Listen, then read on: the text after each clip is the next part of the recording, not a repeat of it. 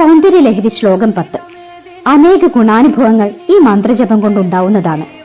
ഇത് ചൊല്ലുന്നത് നിമിത്തം ശരീരത്തിലെ വിഷാംശങ്ങൾ പുറന്തള്ളപ്പെടുകയും കൈകാലുകളിൽ നീരനുഭവപ്പെടുക, വിട്ടുമാറാത്ത ജലദോഷം എന്നിവയ്ക്ക് അറുതി വരുത്തുകയും ചെയ്യുന്നു.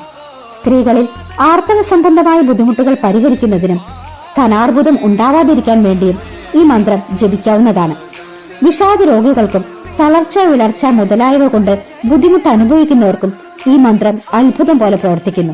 മാത്രമല്ല, വന്ധ്യതാ പ്രശ്നങ്ങളെ സുഖപ്പെടുത്തുന്നതിനും സത്സന്താന ലാഭത്തിനും ഈ മന്ത്രം ഉപകരിക്കുന്നു.